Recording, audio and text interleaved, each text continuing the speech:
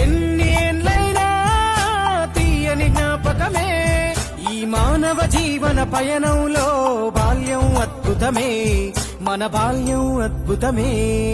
వీరి వీరి గుమ్మడి పండు వీరి పేరేమి తాగుడు మూతలు దండాకోర్ వీరి పేరేమి